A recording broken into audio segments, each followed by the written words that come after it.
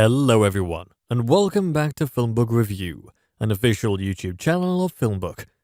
Featured in Google News, IMDb's news desk, and a member of the Critics' Choice Association, FilmBook is an entertainment industry news website that reports on the film and television show industries in the United States and across the world. Today on FilmBook Review, I'll be reviewing the film Honk for Jesus, Save Your Soul, a movie that screened at the 2022 Sundance Film Festival. Honk for Jesus, Save Your Soul is directed by Adama Ebo and Adane Ebo, written by Adama Ebo and Adane Ebo, and stars Regina Hall, Sterling K. Brown, Nicole Bahari, Confidence, and Austin Crute. This is a Honk for Jesus, Save Your Soul movie review, and there will be spoilers. If you like our movie reviews, please like this Honk for Jesus, Save Your Soul film review, as that helps us out with YouTube's algorithm, and consider subscribing. Once subscribed, click the bell notification box and you are all set. Please also consider becoming one of our patrons on Patreon at patreon.com/filmbook. Honk for Jesus, Save Your Soul is director Adama Ebo's over-the-top new comedy about a dishonest Southern Baptist pastor whose wife reaches the breaking point. This film has a few funny moments, but at the same time, it occasionally feels as if it's dragging itself through the mud to get to its inevitable conclusion. Regina Hall's brave, fierce performance makes the film what it is, an intriguing mockumentary that teaches the audience about the ways some figures in organized religion could be pulling the wool over their parishioners' eyes. Sterling K. Brown is not playing a character that has any likable characteristics, despite his undeniable and rather phony charm, and the film relies on the audience relating to Hall's character in order to achieve viewer satisfaction. Based on a short film of the same name, the movie is first and foremost about the lives of Lee Curtis and Trinity Childs. They are in the middle of a sexual misconduct controversy that has caused them to lose the majority of their congregation. Lee Curtis and Trinity are believable as a couple. Many couples are so blinded by the hope that they have chosen their partner wisely that they tend to overlook one another's flaws in the name of marriage. That's the case here. In an attempt to document their attempts to re-establish their church, a film crew follows Lee Curtis and Trinity around in the hopes of capturing a change of events for the down-on-their-luck couple who don't want to admit they've been defeated. It's Lee Curtis's fault that the controversy surrounding the church is happening. Trinity is blinded by the fact that this is her husband, the man she has chosen to love and honor, as she creates reasonings to justify what is going on, and is also preparing for a turn of events in which everything will be set right again. She dresses well and has nice things thanks to her participation in organized religion, and probably doesn't want to lose what she's worked so hard to achieve.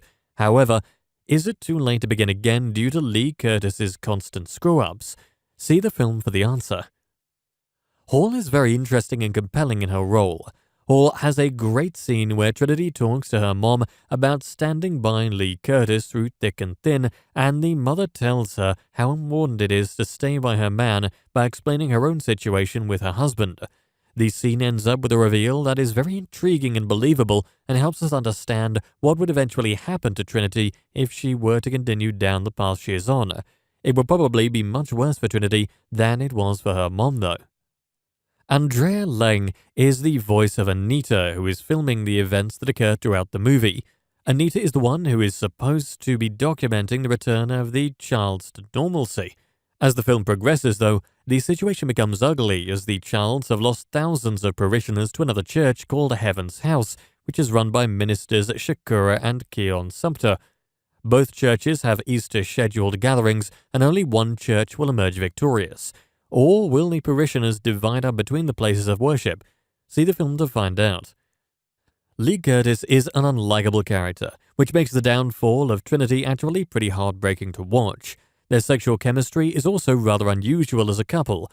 However, Hall makes us believe that the couple has a chance at some sort of salvation for a while until the film gets really heavy-handed with Trinity wearing whiteface as she tries to get people from the cars on the road to show support for her church.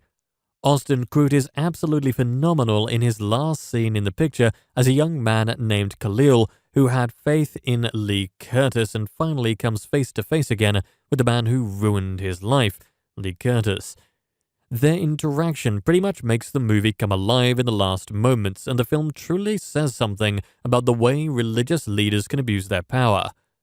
Hall is just so good in the movie that I'm giving the movie a pass.